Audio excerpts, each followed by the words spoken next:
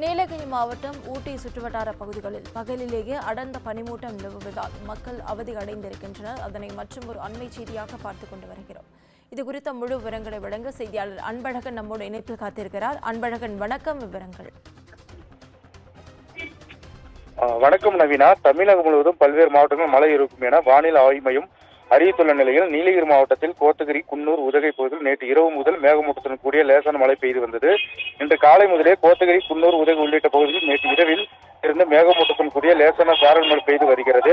குறிப்பாக கோத்தகிரி மற்றும் அதன் சுற்றுவட்டார பகுதியில் கடும் மேகமூட்டம் காணப்பட்டது. இதனால் வாகன ஓட்டிகள் முகப்பு விளக்குகளை எரியவிட்டவாறு பயணித்தனர். அதேபோல் குன்னூர் மேட்டுப்பாளையம் தேசிய நெடுஞ்சாலையில் கடும் மேகமூட்டம் காணப்பட்டதால் மலைப்பாதையில் பயணித்தவர்கள் முகப்பு விளக்குகளை எரியவிட்டவாறு மெதுவாக செல்ல வேண்டிய நிலை ஏற்பட்டது. தொடர்ந்து கோத்தகிரி, குன்னூர் பகுதியில் மேகமூட்டத்துடன் சாரல் மழை பெய்து வருவதால் கடும் குளிர் நிலவுகிறது. ஞாயிற்றுக்கிழமை விடுமுறை என்பதால் பல பகுதிகளில் இளைஞர்கள் விளையாட மைதானங்களுக்கு வரும் நிலையில் மேகமூட்டத்துடன் சாரல் மழை மழை பெய்து வருவதால் விளையாட மழை ஏற்பட்டுள்ளது.